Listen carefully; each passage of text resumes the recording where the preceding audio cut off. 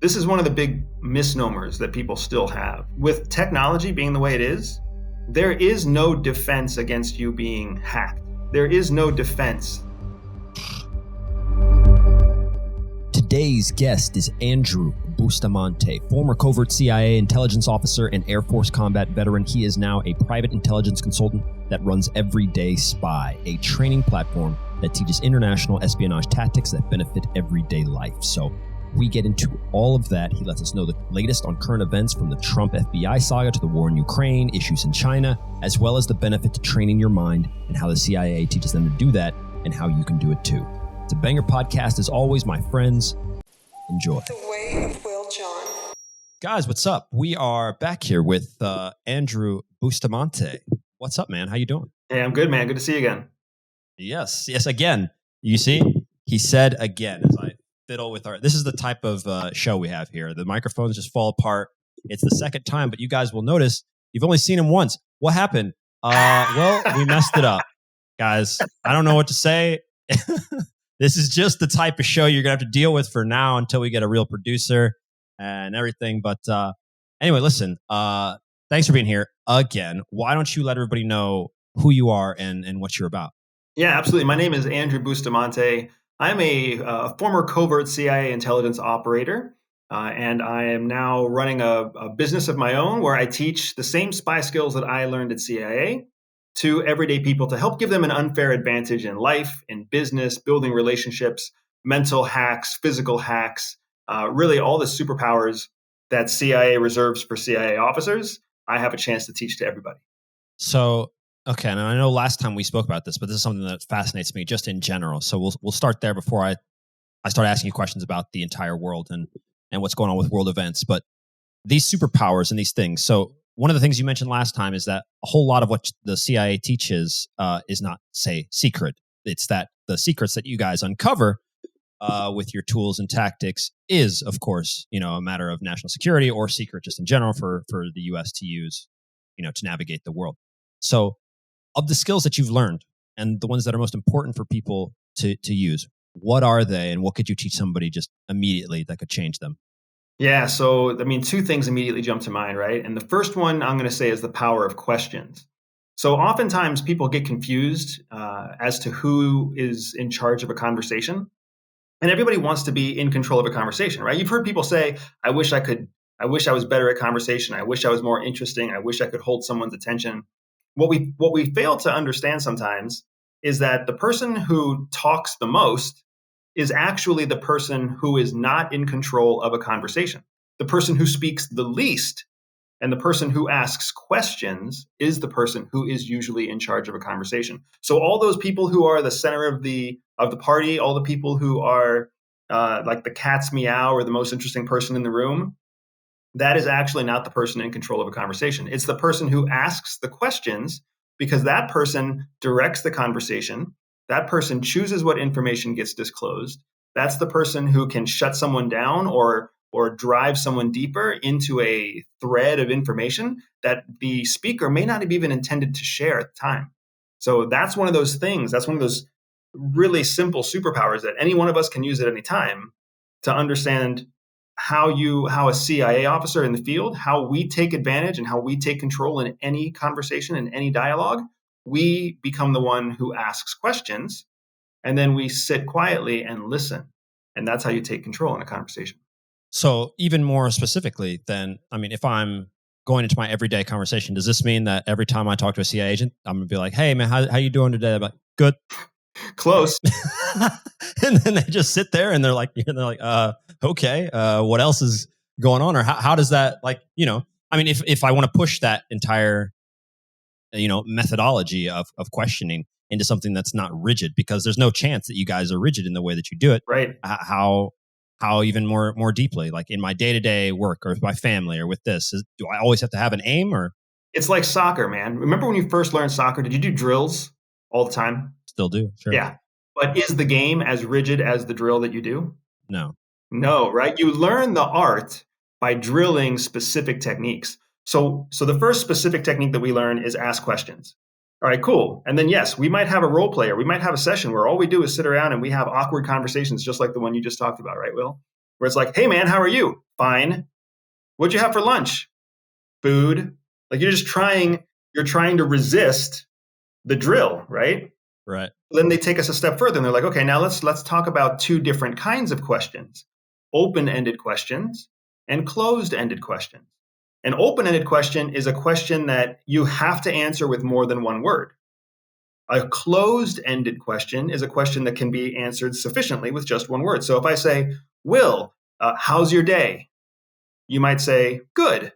That's a closed-ended question, right? Where I say, Will, how did that movie make you feel that you watched last night? You're not going to answer that in just one word. I'll give an explanation. Right? Yeah. Open versus closed. Yeah, exactly. So then we might go and drill open and closed-ended questions. So now we're trying to ask questions that cannot be answered in just one word, at least cannot be answered reasonably with just one word, right? What's your favorite kind of food? Japanese food. Why do you like Japanese food? Now all of a sudden, it's going to take a few sentences to explain that, right? Right.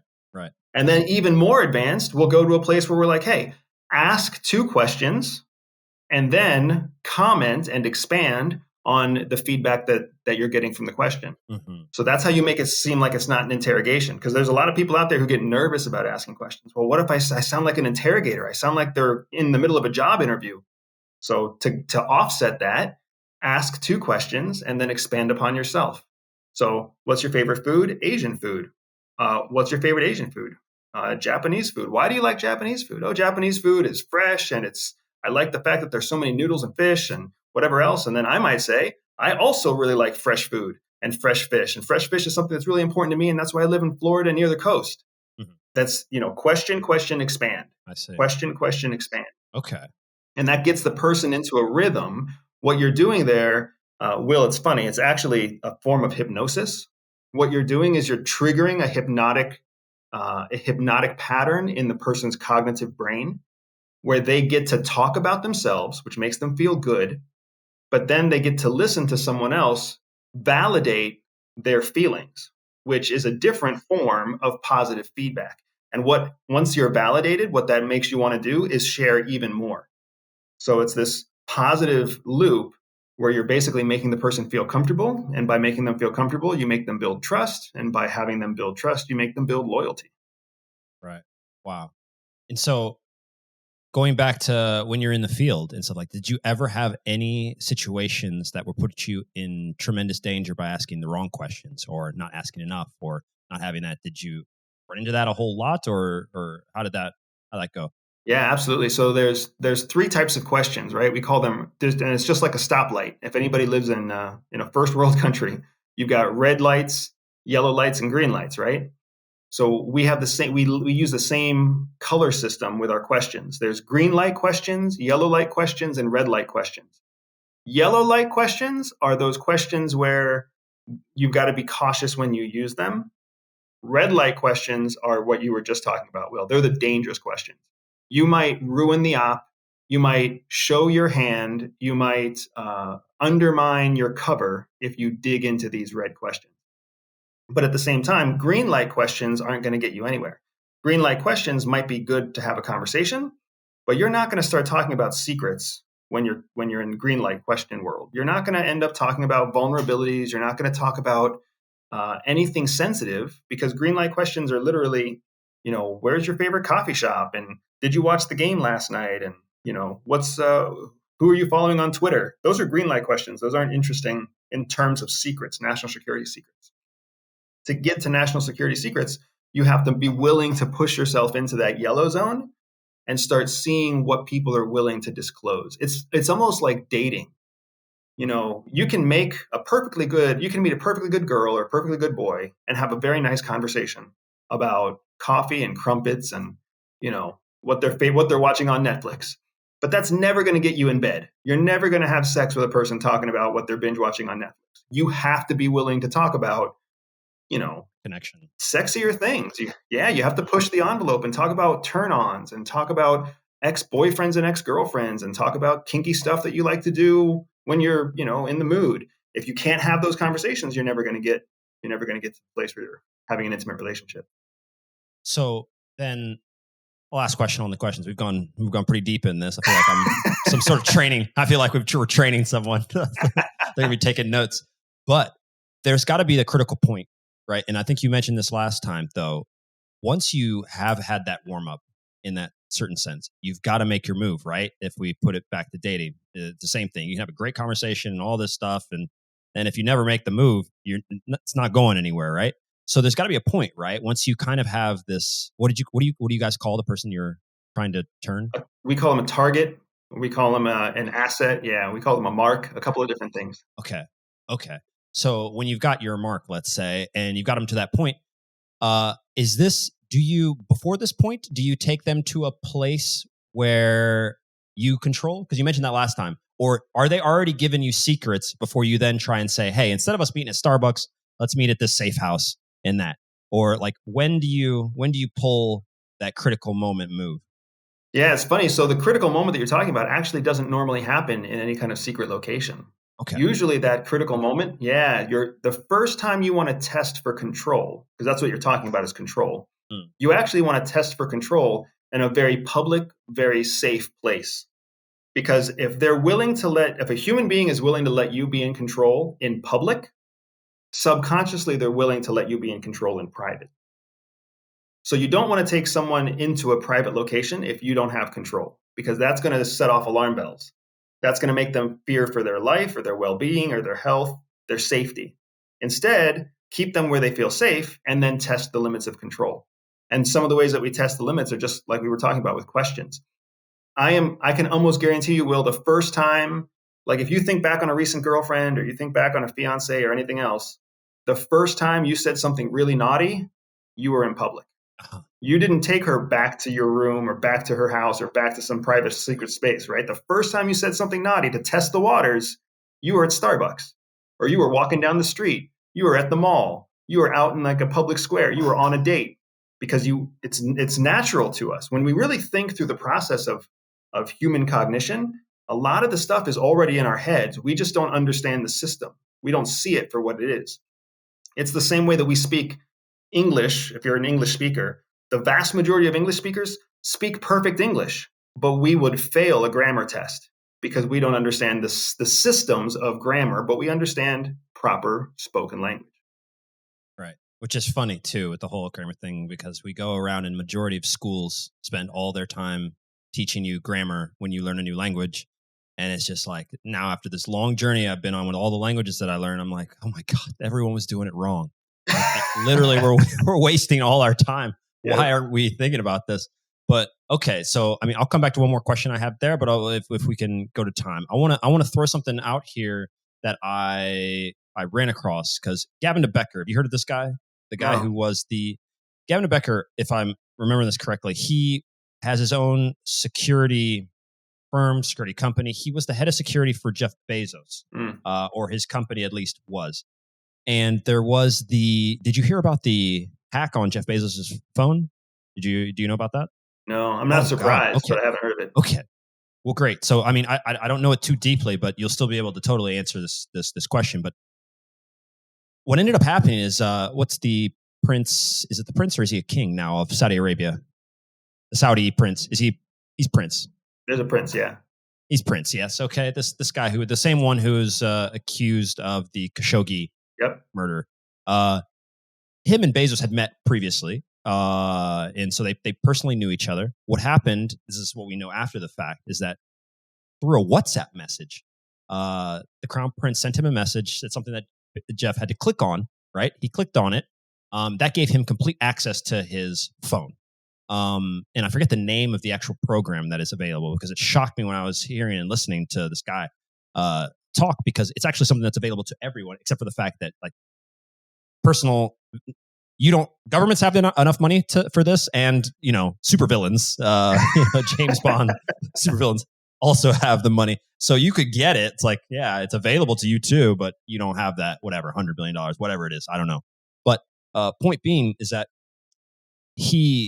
what was going on is that Jeff Bezos owned the Washington Post or the New York Times? I'm not sure. One of those giant newspapers he owns. I think at the time they were actually pressing and making things about the Khashoggi trial and stuff like this.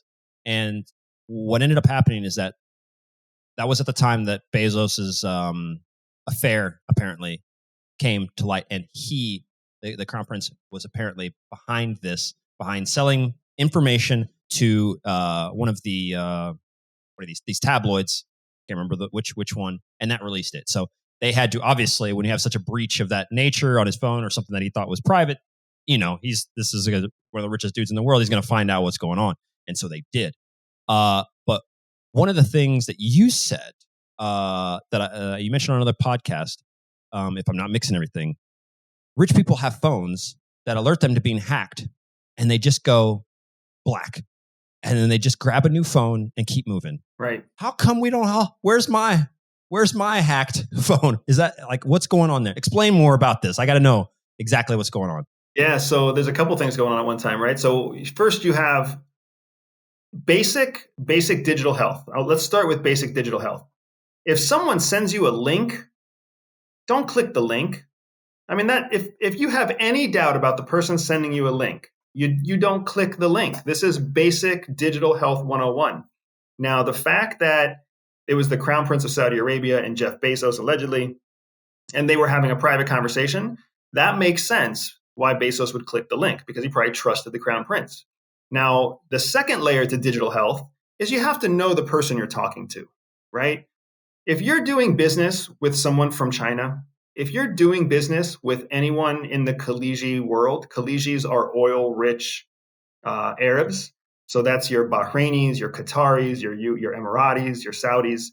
If you're doing business with them, if you're doing business with the Russians, if you're doing business with the Chinese, don't click a freaking link like this.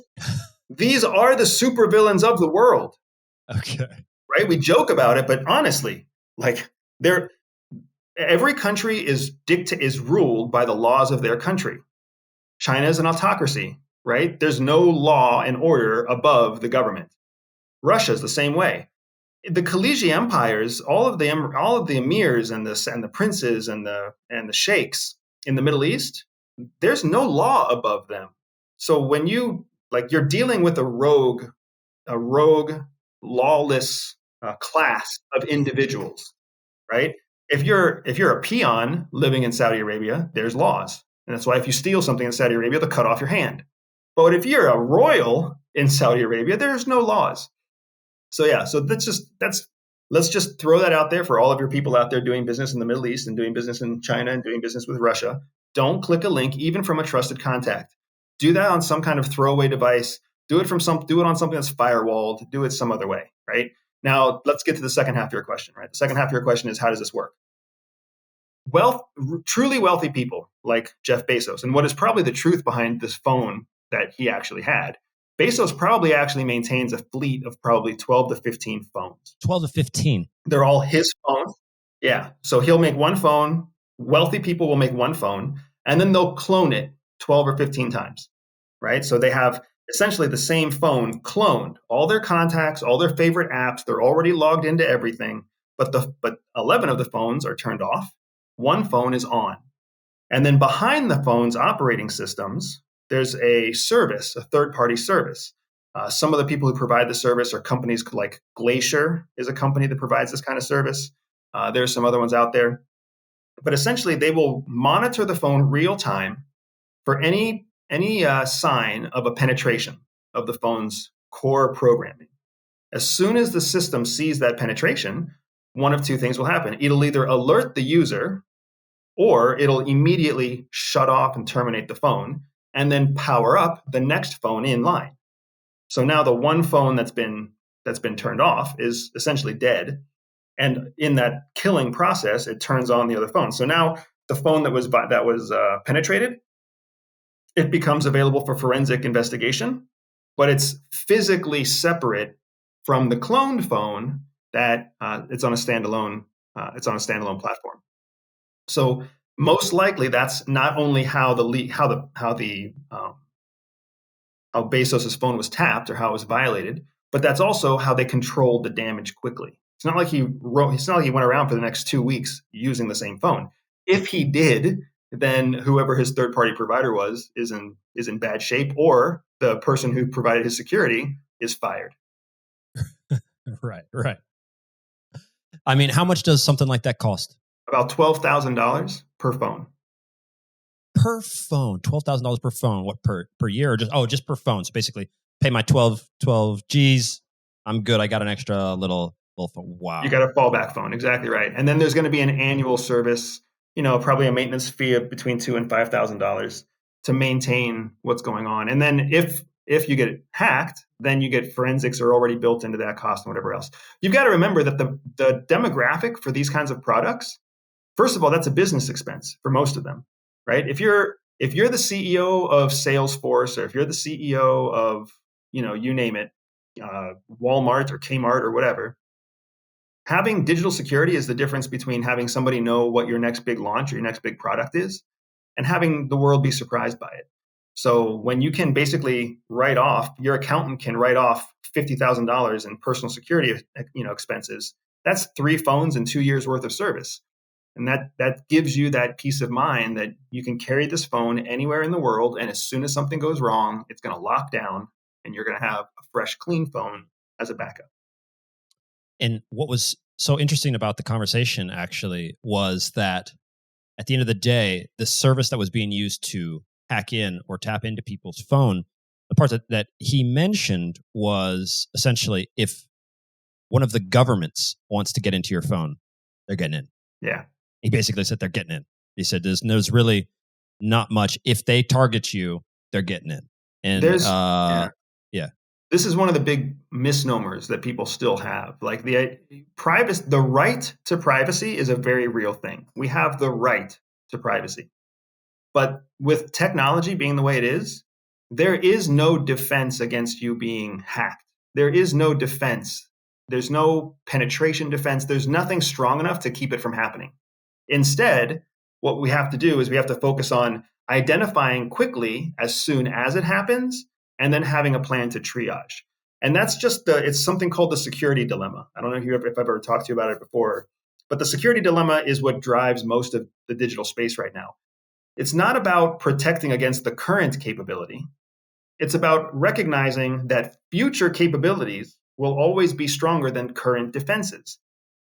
For every 10 people out there building a defense against current capabilities, against current hackers, against current criminals, for every 10 people trying to defend it, there's 100 criminals out there trying to invent the new way to hack somebody. So if you just look at, measures of force, the bad guys are always incentivized to innovate. The good guys are always limited in their innovation by only being able to innovate against what currently exists.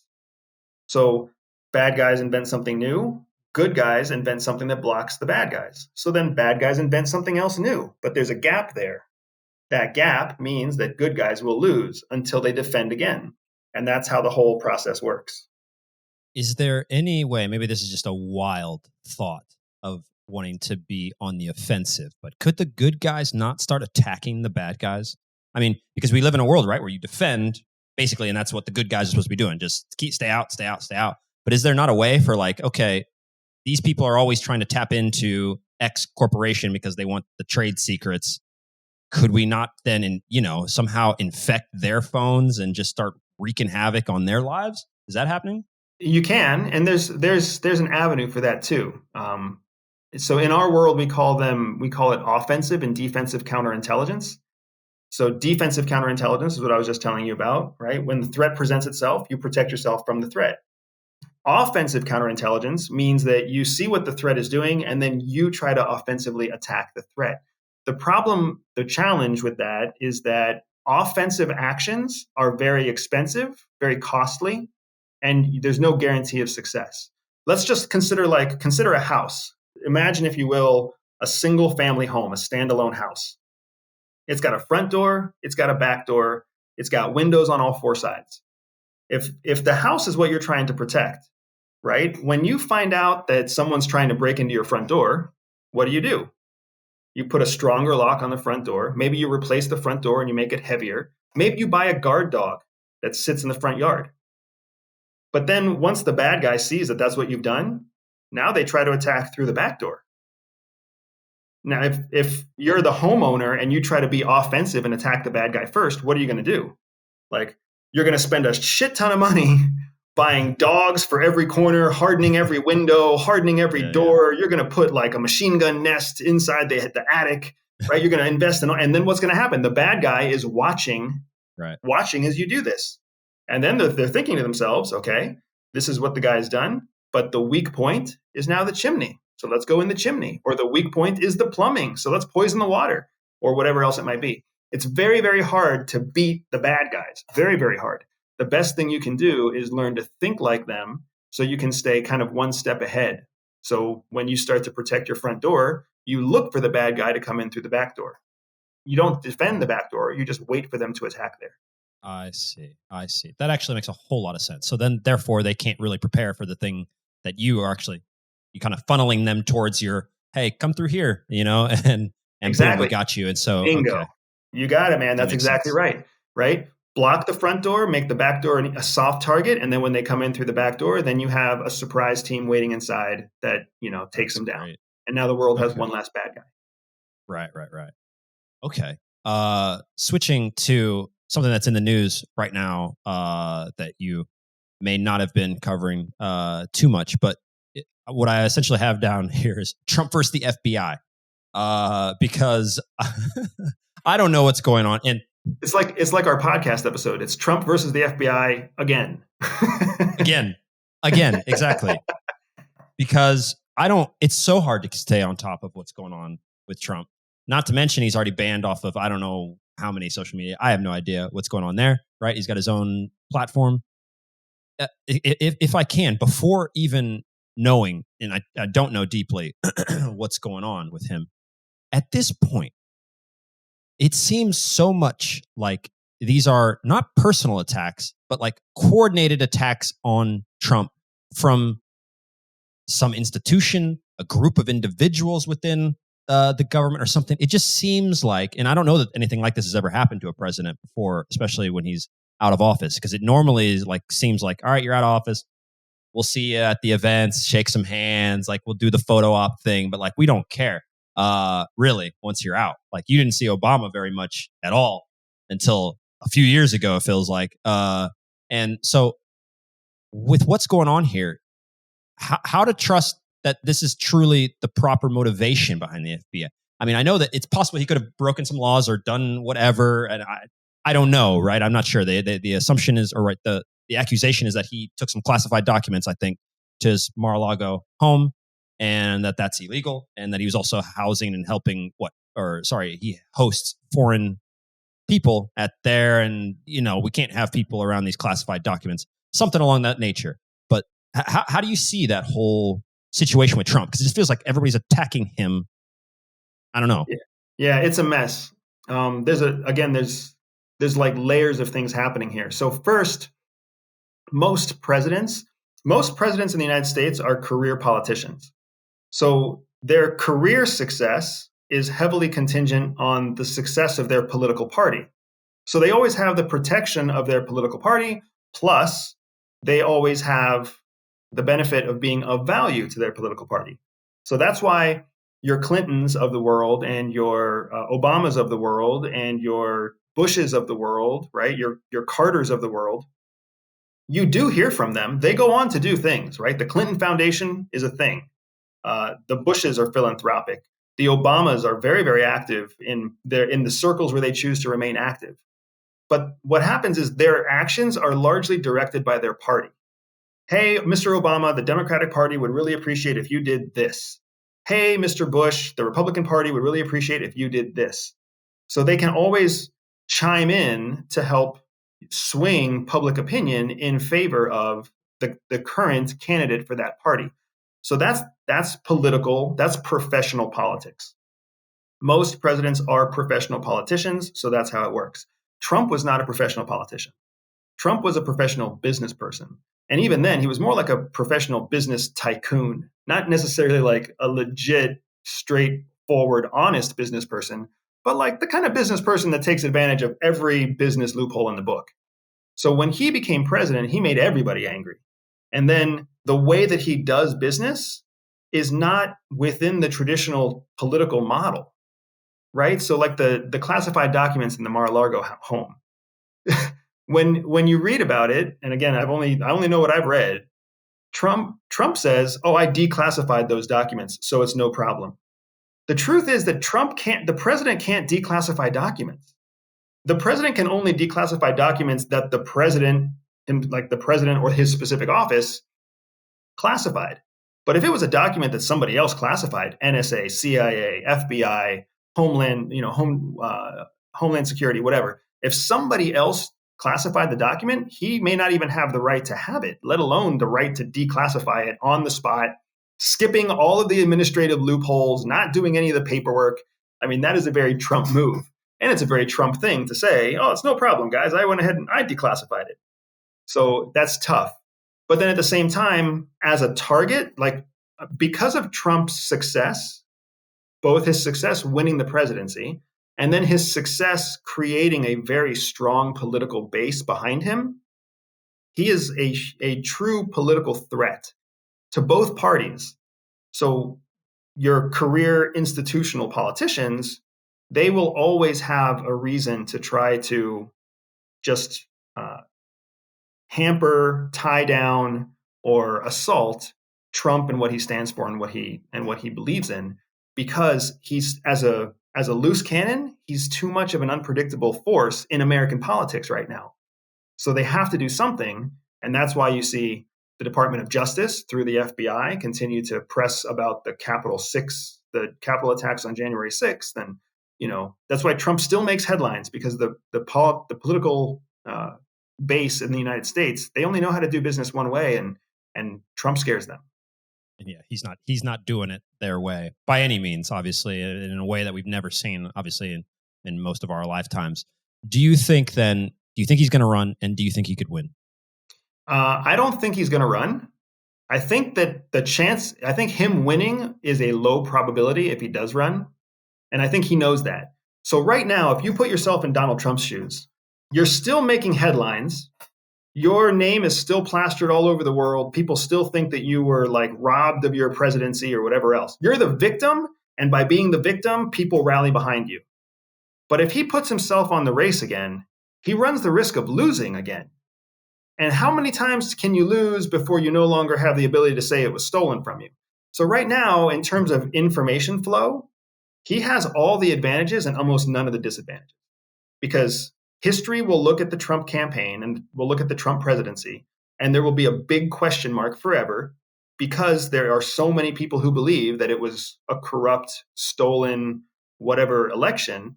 Now there's going to be a big history question mark on that, which is going to take Trump's name down in history for a long time. If he runs again and loses, now he basically becomes Gerald Ford, and nobody remembers Gerald Ford. Yeah. You're just the loser at that point, for sure. You're the guy that was complaining. Yeah. You lost, and then you lost again. So now it seems it's confirmation of the fact that, yeah, they said they didn't want you, and they confirmed it twice. So Goodbye. Right. Speaking of dealing with secrets, one of the things you mentioned on another podcast that I didn't know, that you were also once again alluding to something you did before, which was you must have done an AMA on Reddit before, or maybe you've done a few of them. But one of the questions that I think you got was about the secrets that you yourself had to hold. They were asking essentially the secrets that you hold, or that you basically had to, had to garner while serving. Would they shock the world, or something to that effect? Would we be absolutely shocked by what you knew? And your answer was yes. Correct? Correct. So my question then is, what's that secret? No, I'm just kidding. No, it's not that. It's what's the biggest secret the CIA has then released in recent history? Because I know they declassify and they say stuff, or not just the CIA, but what is the biggest secret the CIA has released in recent history about its past? And do you anticipate anything being released in the near future that might change the world? I mean, one of the most obvious ones that we always talk about that comes up is always the Kennedy, what happened, who killed John F. Kennedy, and et cetera. But there must be other things. Do you know that there's anything that's slated to be declassified, or anything that you think might come out, other than, at least my head goes to the UFO thing, but I don't know if that's legit enough. Yeah. So when we talk about secrets, when we talk about national security secrets, it's a this is a dangerous place to be, right? Talking about national security secrets is a dangerous place for two reasons. One, of course, we can go to jail. Like if I say something here that is in fact still secret, then I'm culpable of going to jail for that because I break my lifetime secrecy agreement with CIA. At the same time, going to jail would suck for sure. But the thing that would suck more is when we expose true secrets publicly, that means that we're making them available to our enemies and our adversaries as well, right? To the North Korean who speaks English, who's listening to this interview when it goes live, to the ISIS or the ISIS person who's listening to this interview and translating it into English when this goes live. Now we're telling them information that we are using to protect Americans, and they can use that information to hurt Americans or hurt Westerners or hurt innocent people. So that's why, are there secrets that we have that would shock the world? Absolutely. That's not just a me thing. That's every covert intelligence officer that's still serving and every former covert officer that you see on TV, on Fox News, on Joe Rogan, wherever. We all have secrets, mind-boggling secrets that we know we have to die with. We have to carry these to our grave. Because if we were to expose them, if we were to share them, the risk to life and limb for innocent people is too great. And there's no benefit in doing that. There's no gain in sharing a secret just to be the person who knew a secret, right? The gain is to be the person who keeps the secret. What about the fact that I'm certain, though, not just obviously our own intelligence in the US, but worldwide, aren't these things changing history? Don't we have a false understanding of history as outsiders, let's say, as civilians and stuff like this? I mean, if there are that many secrets that have shaped society, and we're that, and we have such a false understanding of reality and our history, don't we run the risk of slowing down advancements in society, having a culture that doesn't understand itself? I mean, there must be some way, right, of getting some of these secrets or truths, whether they're scientific breakthroughs, or who really discovered X, Y, and Z and stuff like that, out to the greater populace. To that also seems like it would be a good way. You would want. I know governments don't entirely necessarily want their populace too. I don't want you guys too smart that everybody's like, hey, that guy shouldn't be doing that. But to a certain extent, you don't want them dumb either, because they're the future of the country. So where does the line really hold if we don't understand history? So let's make it practical. Let's give a real example, right? So let's just talk about something that's near and dear to everybody. Let's talk about like your local airport, whatever airport you use, wherever you are in the world, whatever airport you use. There are threats against that airport every day. There are people who get arrested because they're smuggling drugs or smuggling people. There are potential people who are blacklisted on a terrorist watch list. There are shoplifters. There's all sorts of crime that happens in an airport on any given day. But you never know about it. You never hear about it. It doesn't make news because most newspapers don't find out about it. It's very quietly taken care of because that's what professional security officers do in airports. That's what Homeland Security does in an airport. Now, imagine if those secrets became public. What if you knew every single crime that happened at your local airport? At first, you might think, that's a good thing. I deserve to know what's happening in my local airport. But now let's expand that to the greater audience, because I'm not worried about you, Will. I'm not worried about the respectful, educated, honest public citizen out there who's curious about the risks and dangers posed to them at their local airport. I'm worried about the masses. So what happens when the masses find out that a terrorist made it through the first round of security and was arrested at the gate of an airport? Are they going to celebrate? Are they going to be like, hooray, I'm so happy for my airport security? No. They're going to start saying, how did the person get past security? How did the person get in here? How did the police not arrest him before he went to the airport? Who let him into this country? How did that person have a hotel room, right? And now all of a sudden the frenzy that comes from the fear of what they don't know is what dictates all this. Now there's all this noise and all this distraction, and there's all this panic that doesn't benefit society. In that scenario, I would argue that society is actually better off when we keep the criminal activity secret, than when we make it public. Now, imagine magnifying that to a national level. What if it's not like a criminal going through the airport in Milwaukee? Imagine it being a terrorist organization targeting a church in Pittsburgh, right? Now, like the enormity of it, the incredible amount of panic and fear that could come if people just feared what they heard and didn't bother to understand how it happened. It's so much more effective for society and for our law enforcement and intelligence services. We have the advantage of information when we keep it secret, because then we can stop the threat, prevent it from ever happening, and the whole world goes on as if nothing ever happened. But if we tell everybody every secret, we lose that informational advantage. What about in this situation? I can completely actually understand the necessity to keep something like that safe. What about, because when we start talking about the government and its ability to keep you safe, it's one of those things where we always know that if humans in general, and this is throughout history, I mean, if government says, "Hey, we'll keep you safe here with this," a lot of people are willing to bypass a lot of their rights just to stay safe against X monster that I don't know. It's better, even if you don't tell me who he is or what he is. If you're telling me you're keeping me safe, and I actually see that I'm safe, you can look at my phone. You can do this. You can whatever the thing is.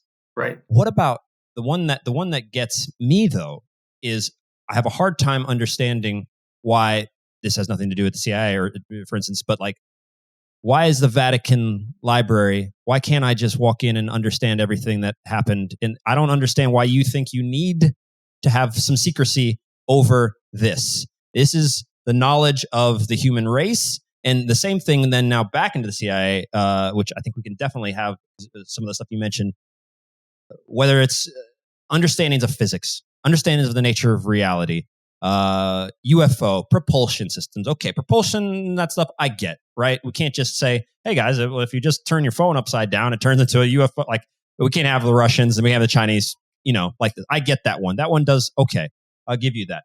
But things that have to do with the nature of our reality and an understanding of this, unless the only way it makes sense is that by having a better understanding of the nature of reality, like someone like, say, Tesla understood, is that you could weaponize these things, that they could be used for good and they could also be used for bad. But I have a hard time understanding why I can't know and why I can't read the original documents from, I don't know, Martin Luther or Newton that you have locked up in a thing. It doesn't make sense to me. Right? Let me read. Let me just understand. Shouldn't everybody have to be able to understand that, or am I wrong in that? So, yeah, what you're getting at is it's kind of a cross-pollination of a few things, right? So there's the physical locations themselves, like the library, the Vatican library. And then there's a library at CIA, for crying out loud. That's also, right. You have to have 3 levels of security. I can't access. Correct. Okay. Right. But to get into is that it library. Public knowledge at all of what's in there, or? I mean, everything. No. It's a library. So, I mean, there's maps in there. There's like the book that you can get in Barnes and Noble down the street is there. But sure, then there's but also stuff that we can't get, right? Right. Okay. But then there's also classified memoirs. There's also, there's a whole history of secrets that former officers recorded for themselves and for posterity, so that generation after generation can learn from previous generations in a classified secret place. But, the fact that an officer's private journal about his work in East Germany is sitting next to a memoir by Michelle Obama on the same shelf, why shouldn't the public have access to both of those things? Or shouldn't the public have access at least to Michelle Obama's, book? We have to understand that every storage location, every cache of knowledge is created for a specific purpose. The Vatican created their cache of knowledge for the Catholic Church. They didn't create it for the public. If you want to know what cache of knowledge was created for the public, it's the community library down the street. The CIA library didn't create a cache of knowledge for the public. They created a cache of knowledge for current and future CIA officers. So it's not made available to the public. Where these caches exist are specific to the purpose from which they were collected and curated. So the reason that CIA doesn't want to let somebody in is for security reasons, but also for damage reasons. If you let in the wrong person, they light a book on fire, the whole library goes up, the whole cache is gone, right? The Vatican The Vatican actually has to worry about that because there are actually entire organizations that just want to undo the Catholic Church, right? There are nation states that want to eradicate Christianity. There's some crazy stuff out there. So you can't, it's difficult to claim that people have a right to the knowledge that exists in a certain library or a certain cache of information when they don't stop to think about what that cache was for. If CIA has some higher knowledge about life, the universe, and whatever else, then they have curated it in their own cache. If that was created outside of if CIA itself was the one who discovered that information, then they still have proprietary rights to it. Just like when NASA invents something, NASA has rights to it. When Amazon invents something, Amazon has rights to it. Like there's sure. Yeah. It makes sense. It totally makes sense. It's just maybe I'm more of a humanist in that sense. I just don't know how you want the greatest minds, and I'm sure the CIA and they have some of the greatest minds. I'm sure they're going and plucking, these best guys at the MIT. Hey, boom, put you in this special, program so you can work on this, so you can drive things forward. And I'm sure things leak out and stuff like that. But as a person on the outside, it's like you're talking about like these caches and these libraries. It's like my local library sucks. It sucks, dude. You're telling me like the CIA, we've curated the best stuff here over the last 70, 80. How old is the CIA? Oh man, 1950 something I think is when it started. So 70 was that something before? Years. Is that before that it had the name change or? Yeah, it was OSS before that, and then it was So it's CIA as we know it is 70 years old ish. Yeah, so that's a long time to have greater resources than every human, as a collective. Same with the Vatican, which I think the Vatican Library actually isn't as old as you would imagine that it is. I think it's only really like its modern day form. I think it's maybe in the 1500s, like is really when it got started, which is for how long the church has been around, right? That's not that long. But in any case, it just seems crazy to me. But to keep it going with what one of the other things that we were talking about and that you did mention, I think correct me if I heard you wrong, though. You mentioned that maybe you'd done some sort of UFO investigation, something like this in the private space, maybe not specifically UFO related or something like this, but you alluded to the fact that maybe wealthy individuals had some interest within that. Can you talk at all about what you're doing or what they're at least curious about? Yeah, absolutely. So I've done one significant project looking at UAP, right? UAP and UFO are kind of two sides of the same coin. Unidentified flying objects, UFO, unidentified aerial phenomenon, UAP. And what happens here is, you've got three groups of people interested in UFOs or UAPs. You've got the common person who just wants to know if life is out there because they watched a lot of X-Files and they can't get enough Discovery Channel, 10 o'clock lineup about the next UFO story. And that's cool. Why are there cows their blood is being drained, and why are there crop circles in Indiana? That's cool. That's a big chunk of one audience. And then on the other extreme, you have the government audience, which is like, we want to control the skies above our country.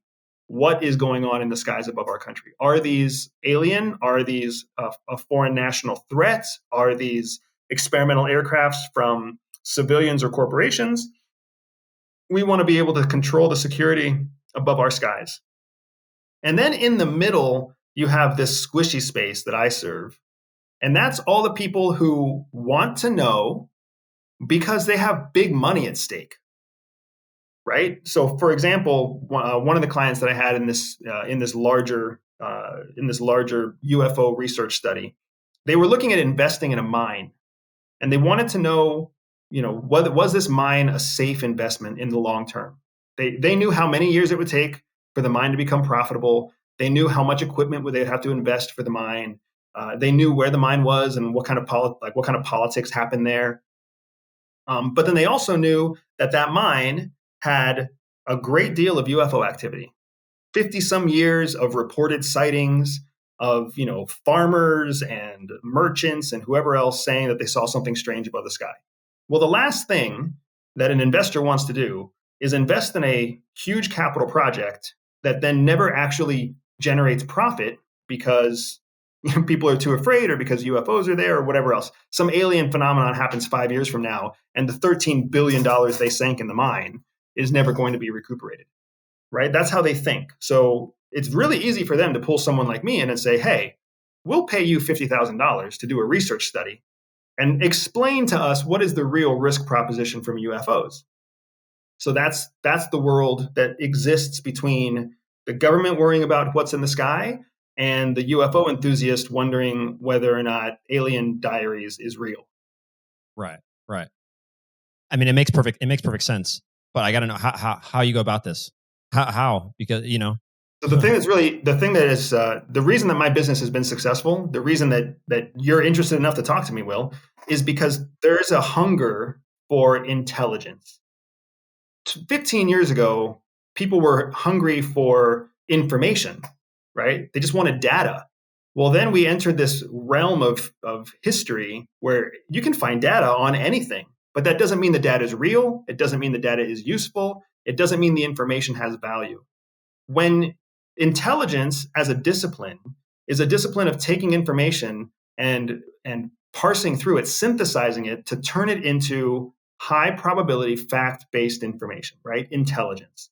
Vetted, valuable, tested. That's what we're all looking for. We now live in a world that's hungry for intelligence because they've got all the information they could possibly want, but they don't have any knowledge. They don't have any intelligence.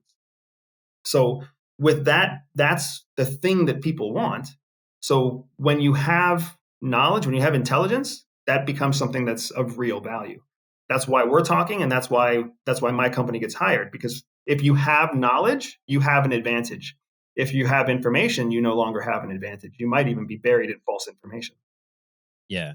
And I mean, it kind of goes on to what we spoke about last time with trying to decipher the news, which you might want to touch on real quick, because I have another question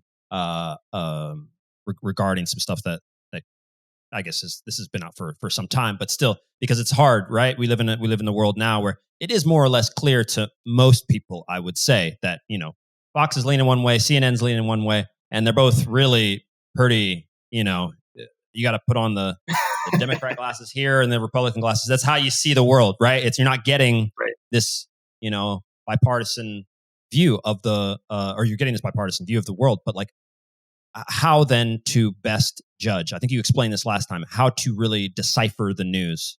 Yeah, the trick to being able to decipher the news, I love what the example you just gave with Republican and Democrat glasses, right? Do you remember the original 3D, Will?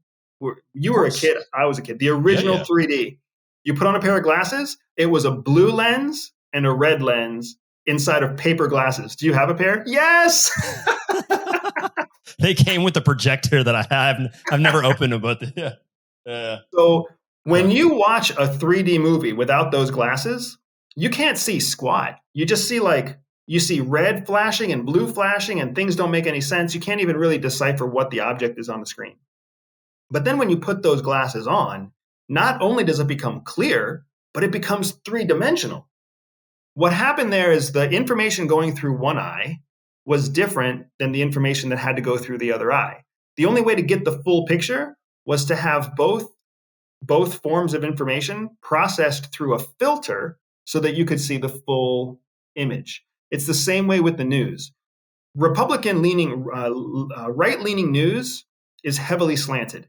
It's all the red noises on the 3D screen. Liberal-leaning news is also very noisy. It's all the blue squiggles happening on the screen. But you have to look at both sources to get a clear picture. And I would argue that not only should you be looking at liberal news and conservative news, but you should also be looking at foreign news. You should be looking at news in a foreign language that you run through a Google Translator device. You should be listening to all sorts of different forms of information, from podcasts to ebooks to newspapers, right? Because the more information you take in, the way you find fact is you find where everything overlaps. When CNN says the same thing as Fox News about one specific issue, that's how you know it's fact. Otherwise, everything else is just single sourced. You have to have multiple sources. It's just like casting an azimuth and triangulating your location on a map. You have to cast multiple directions before you can triangulate your location. Just like the 3D glasses, you have to see multiple colors in order to see the real image. Yeah. I mean, that totally makes sense now, but it's so crazy in our society, obviously, where people will just be like, I saw it on the saw it on Facebook, and it said that there's a monster that lives outside your house, and and you can't get down any deeper. And I also understand in the world that we live in, for the masses, let's say once again, that it's hard to take the time when you see that first headline to then go, all right, let me learn Russian, or let me go find some Russian sources. How do I do that? Which are the good Russian sources, or at least like let's run that through the Colombian newspapers to see what they're saying. And you know what's really funny is that as an exercise for I don't know if we've ever talked about my languages, but I speak 9 languages. And so one of the things that I do is, at the most recent time that I did this, is I will read multiple things in multiple different languages, right? And a lot of news sources, right? Especially because a lot of times in news articles and things like that, you have very complex, very official, formal words. It's a push for your cognitive load on a language. I read about the death of, is it Ivanka Trump? I always get these ones messed up. Is it Ivana, or the ex-wife of Trump? I read, just in every language, I read an article on her, not to try to decipher anything, but just as a practice. It just happened to be something that was in the news in the day that I was doing it, and it's very easy for me to find information on. So that's why I did it. But what was interesting about it is that obviously there's no controversy on whether or not she passed away or not. But what you choose to highlight was different than what you in each country, compared to their view on Trump, how they feel about her, what they want to talk about in the news. I mean, the Russian one was very, very detailed on her, and not at all really focused on him for whatever reason, And then you come over here, the Germans were talking about Trump. The Americans obviously were talking about Trump. The Spanish one was heavily on President Trump, is what I'm saying. And so it was really weird to see how they chose to put forth the news, where it was really this woman who passed away, which was the center, but it was then used as, hey, this is a chance for us to just say X, Y, and Z about whoever, right? So I found that interesting. But on a completely other type of subject, I had on somebody who was a professor of strategy. I cannot remember exactly where. I mean, he's within the Pentagon. He's at the Pentagon, right? And he wrote this really cool book. We didn't get to talk a whole lot about China, at least this time, but he wrote The New Rules for War, which was stating that he felt that America had strategic atrophy, in the sense that we don't look at wars in the same way that the Chinese possibly do. They have this long game. We have some issues, right? Administrations only last maximum 8 years. So they can't have a 50-year plan like you could have in Russia or in China, et cetera. But one of the things that I didn't get entirely to ask, or I kind of talked to him about, but I'm curious on your end, what do you know about mercenaries? Like who are these actual mercenaries? And could I hire American mercenaries to be like, yeah, the soccer team beat my team. We're going to need to I want to put in new management at Manchester United. Like, could you actually get, I think I asked him, could you actually get a team of mercenaries to attack someone on foreign soil? Because that's what they were actually doing. Like Russian oligarchs were getting mercenaries to defend an oil rig somewhere in like Nigeria that they had to defend against the government or defend against people. And I'm like, that blows my mind that you can just like get your own personal army and get them to defend something. Yeah. I mean, I'm sorry to contribute to more mind blowing, but yes, I mean, that's exactly right. If any mission that you could come up with, there's a mercenary force out there that you can hire. Mercenary is the Hollywood term. We sometimes call them private military contractors, PMCs, or sometimes we just call them, even more blanket terminology, is independent contractors, ICs. But yeah, essentially that's what you're looking for. And then the market for PMCs and ICs is so significant that it's not just Americans that do it, right? You can get, if you want American PMCs and ICs, you're going to pull from, ex special forces types. You're going to pull ex SEALs. You're going to pull whatever. That's what Blackwater was, right? It was a PMC force of all former U.S. military special operations. But you got the same thing that comes out of Mossad. Former Mossad officers become PMCs and ICs. Former MSS officers, former SVR officers from Russia and from China. Those are just big countries. Colombia, Brazil, Germany. Like you can find people from all over the place. Haiti, the Dominican Republic, Cuba. There are anybody who has a high risk tolerance and a price point is willing to do pretty much anything, because what happens here is you have these highly skilled individuals and then they get left behind by their government, right? Like it's a bad mix. It's a bad mix, especially in a digital era where anybody can reach out to anybody through LinkedIn or social media or wherever else. And if you've got deep enough pockets, then you can connect with a private contractor in some space or another, whether you want them to follow your wife and see if she's having an affair, or whether you want them to be the discreet bodyguards for your children the entire time that they're backpacking across Europe. For the wealthy person out there, for really not even just for the wealthy person, for anybody who's willing to take a loan, you can hire people to do pretty much anything, whether it's change the leadership at Manchester United, or whether it's like, take a sniper shot from, across the street right. at a leader or anywhere else. It's a crazy world that we live in, because you have a density of skilled people and a surplus of money and a lack of, overall leadership to guide the two. Is that happening though? It sounds like, because now we have this Russian war going on. Is there not how is it not that some crazy wealthy individual is just like, yeah, I'm going to hire, here's $50 million, attempt to assassinate this world leader or X, Y, and Z. Is that happening? Or maybe not to that extreme nature. I mean, I know it did just happen in Haiti, right? At least that was more or less the story, I think. I think there were Colombian you saw it in Guinea not too long ago either. And you saw it in Venezuela not too long ago either. Absolutely. Yeah. So, but I think the thing to keep in mind is that wealthy people operate according to what's in the best interest of their investment. They're not like the government. The government operates in what's in the best interest of the taxpayer or the voting public. They don't really care about making a profitable decision. They care about making a decision that's popular. Very wealthy people have become very wealthy because they make financially sound decisions. So there's really very little incentive for a rich person to pay $50 million to take out some Russian oligarch. Instead, right, they can use the same amount of money and they can invest it in the company that oligarch owns and make 20% returns. So easy day, easy choice for them, right? The thing that gets sticky is whenever you start having, there's most of your PMCs out there, they're doing work on behalf of governments, because a government doesn't want to get their hands messy doing something in some place. So they hire a PMC, they make them sign an NDA, and then the PMC knows, all of their forces are expendable. If you go to Congo on a mission and you're a PMC and you get caught by the Congolese, you're going to get taken to jail. You're going to get tortured. You're probably going to get killed.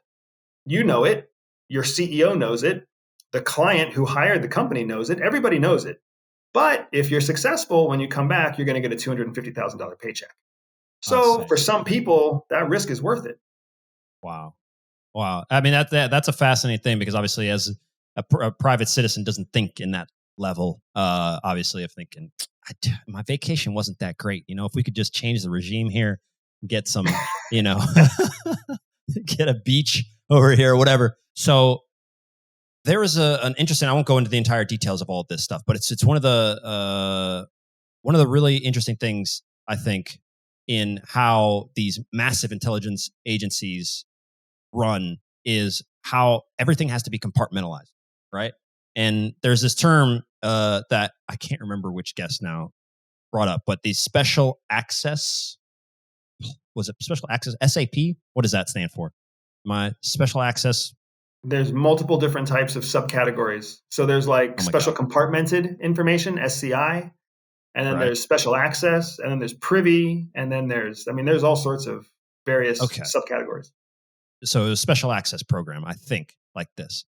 But in the idea that all of the CIA or all of a certain intelligence agency anywhere in the world is operating in the best interest of the state and hopefully the people, right? That is at least the hope you would want, at least especially in the US, in our country, that would be the desire. Is it not then obvious, doesn't it seem obvious that there could be or are portions of this. And just like you said, if I don't want to get my hands dirty, I'm just going to hire these guys from Mossad, and the Mossad guys will take care of it. And we have a special access program that trying to figure out the best ways to handle X, Y, and Z in whatever country using these people. But one of the really fun things to read about for sure is within the propulsion, within this whole, let's say, space race, let's call it that, right? The connection between these private corporations, Lockheed Martin, Boeing, Raytheon, all of them, and trying to get the newest propulsion that we hear about, right? It's all anecdotal. We don't have any confirmation of this at all. And we're not going to get any confirmation because they're private companies. They're not with the government. But the government has figured out, all right, if we just lease it out to you guys run with it. We'll fund you. And then when people come looking for the answers, it's like, sorry, bro. Like they're you got to talk to them, but they're a private company. Anyway, but back to my question essentially is that, isn't it possible then that there are rogue ones? We have to have some where it's so distant from whether that's the president's control, maybe a congressperson's control, or anybody, that they're off there just doing whatever they want. Yeah, isn't that logical to think? That's not even just logical, man. That's factual. That is exactly how it works. So in the contracting world, what you're talking about is the contracting world. Okay. So the government is at the top, and the government hires what's known as a prime contractor. So a prime is one of your big names, Raytheon, Lockheed, whatever it might be. So, Department of Homeland Security or CIA or FBI, they hire a prime contractor. Well, that prime contractor doesn't have all the skills that's needed for the contract. They just have the relationship, so they get the contract. So then the prime has to go out and find a subcontractor or multiple subcontractors in order to fulfill the requirement that the prime was given by the client, right? So you're at least 2 steps removed. Client asks for something of the prime. Prime can't do it by themselves, so they go out to a subcontractor.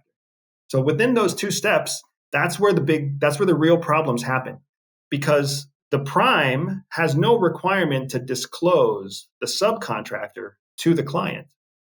So the client is saying, hey, prime, we've hired you. You've agreed to these certain conditions, right? Whatever you do within those conditions, just don't tell us about it, right? We're signing it off. You own that risk. You own that responsibility. That's on you if this goes to court. And then the subcontractors can do the same thing. So essentially, you could be 5 subcontractors down and find out that somebody's doing something dirty, and everybody above them is protected legally, maybe not morally or ethically, but when it comes down to the court of law, moral and ethics actually take a back seat, right? It has to be something demonstrably proven by law to be illegal. I just thought that there would always, at the end of the day, the first tick of the domino has to be somebody you would think that was either elected or within that specific portion of the government. That was my question, really, is it not possible? So it's not possible that anybody who's not elected that couldn't be removed. We talk about career politicians, but I'm a career military dude. And I've been there for so long that it's just like, you know what? Everybody trusts me. Everybody knows me. I kind of want to try and go off on my own and study some sort of weird physics material like this. I can't do that. That can't happen. You can. Anybody. And at that level, yeah, you don't have to be elected. You can be appointed by the president. You can be a senior military official.